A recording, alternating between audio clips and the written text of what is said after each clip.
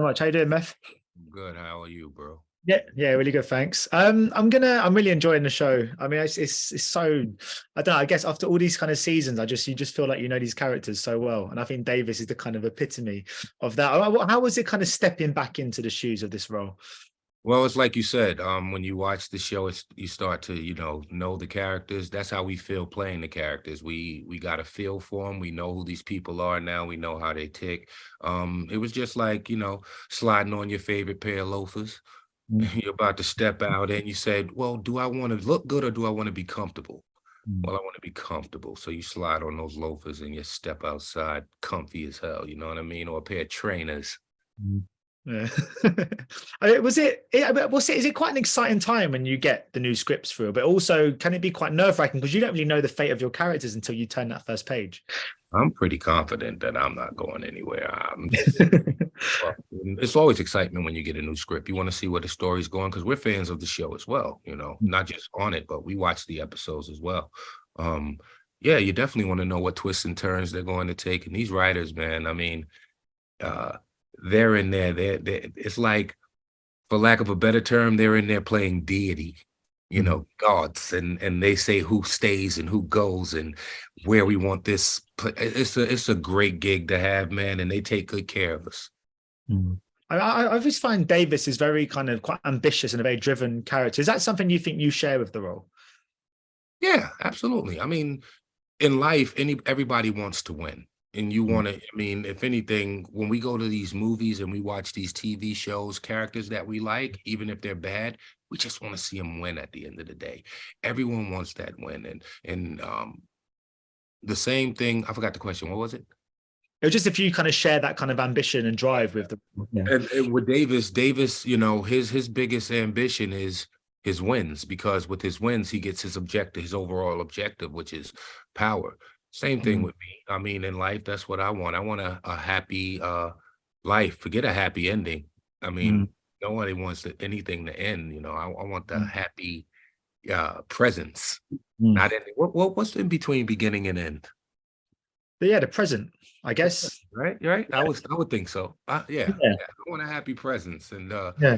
that's what me and Davis share. We're very elite in our positions and comfortable in our own skin. Mm. Do you think he's misunderstood at all when you speak to him with like fans of the show? Yeah, all the time. They especially the first season.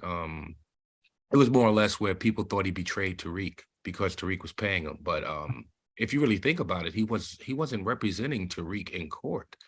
He was Mm, representing his mom. He was trying to get his mom out of jail. Tariq had nothing to do with what Davis was doing in mm, court, whether he was paying him or not. So I think Davis is a brilliant lawyer in the fact that he was willing to burn his client's child in order to get his client out of mm. jail. And people mistook that for a betrayal, but no, that's someone doing their job. Mm. Yeah, I mean, I was going to know. I wondered as well when you know a character as well as you know Davis, like a comfy pair of pair of loafers. Are you encouraged to like put your own input into the role? Is there space for the actors on shows like this to come up with ideas of where they think the character could be, what they could be doing, and where they could go in the future, or is it not really like that on a set? See, that's the beauty of Courtney and the beauty of Brett now. They always say at the end of the table reads, my line is open. We have their phone numbers. My line is open. If you guys have any comments, anything you want to add to it, let us know.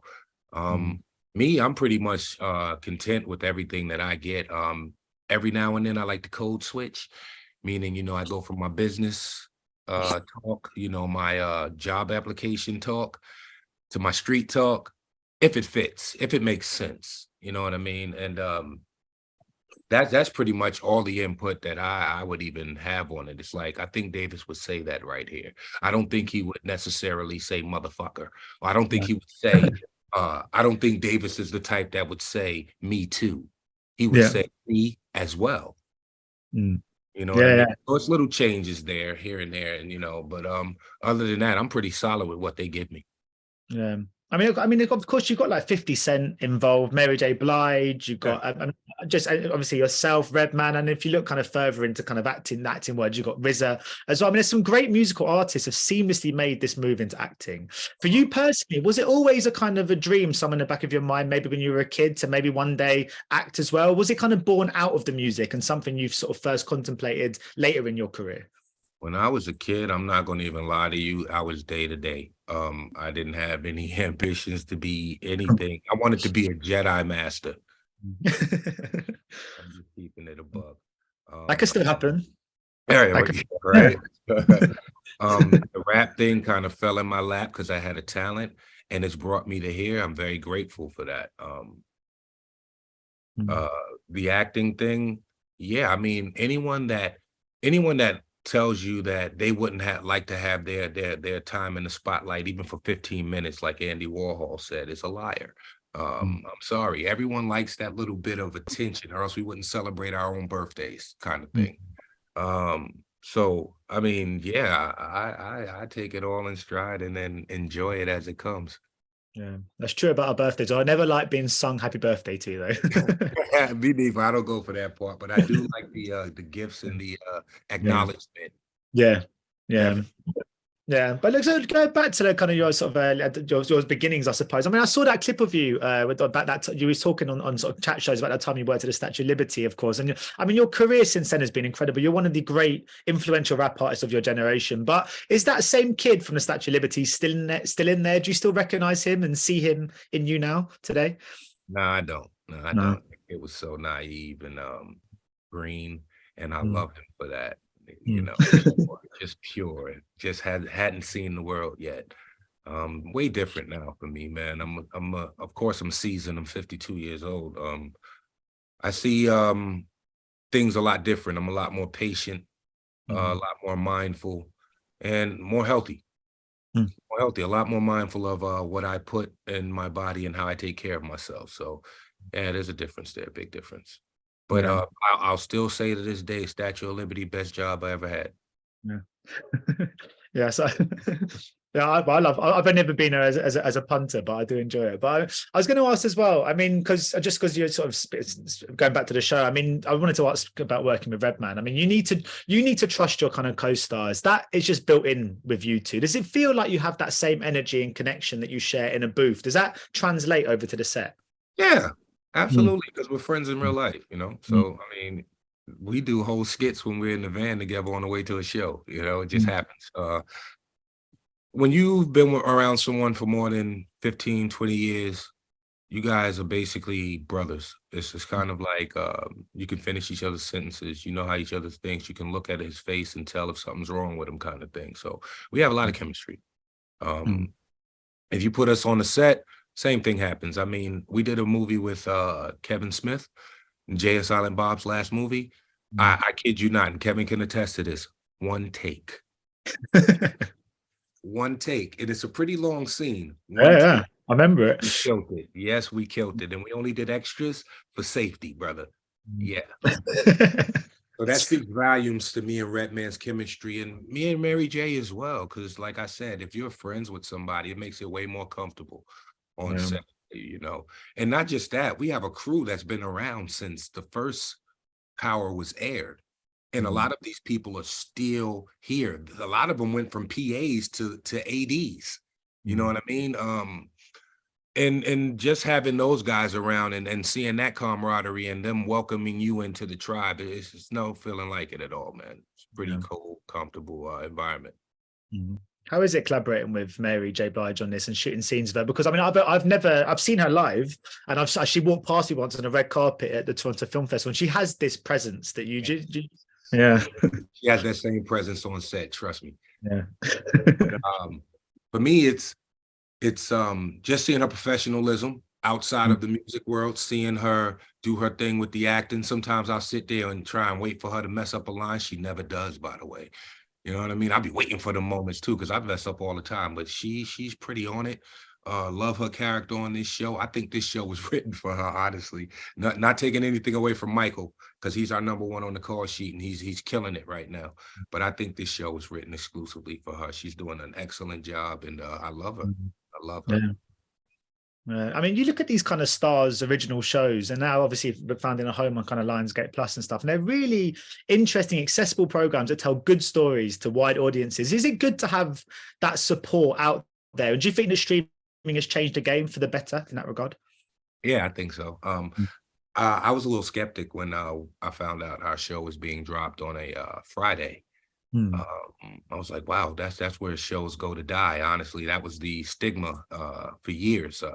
All the black shows go on Fridays because nobody's home and nobody's watching. But we had our best numbers ever, and Starz's best numbers for streaming ever. And that's pretty cool right there. So, that's why I keep my mouth shut and let the people who know the job do the job. Um, it's brilliant. The numbers are up. That means we've added some people. Some people have come on to our show and they're discovering that it's a pretty damn good show. Even the naysayers are coming back on board. So it's always great to be on a show that people are actually watching. Yeah, it's funny in the UK. Friday nights is where we put like our biggest and best shows. Maybe we haven't got as good a social life as Americans. We're all at home on Fridays. It's probably the weather. Got you. Yeah.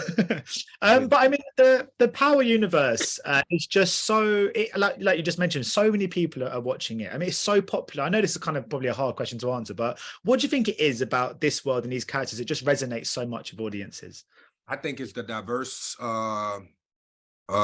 diversity first off, because you see a little bit of everybody in these casts, and it's the fact that, I mean, these are kids doing grown-up stuff. If you really look at it, these are kids doing grown-up things. I mean, the original Power series, shout out to Amari who carried that. I mean, he made it what it is, and then the fact that we are even working now and they even have these spinoffs. I think it has a lot. Well, I already said the diversity part, but I think a lot of it has to do with the storytelling and the fact that our audience came from the original Power. They set the standard with that original series, and that gravitated over to our series. So it's like, okay, let's see what the youngin can do now. It's kind of like watching an origin story of the original character from the original Ghost. So it's pretty interesting to people to see what Tariq is going to turn into. A lot of people already see it, but there is like a fork in the road where he could still be better than his father, or he can go down the same path his father went. Yeah. That was harder than I thought it was. That was a simple question. I made that. Yeah. Well, it's the hard to know what it is that makes something popular. It's one of the hardest, because if we all knew the kind of what it was, we'd all be doing it. So it's quite a hard thing to articulate. But what do you think? I mean, sorry, have conversations kind of started already about future series and stuff? Has that kind of got underway now? The next season? Well, we're already underway on the 4th season. Yeah, we're 5 episodes in, so we're halfway there. It's looking great. We added a character. Michael Ealy has joined the cast. We added a few more characters, but he sticks out mainly to me because I got to work with him on an episode, and he's very poised.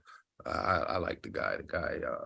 He's going to bring a lot to that 4th season, and I think that's going to bring even more viewership, which is great for the brand. Yeah.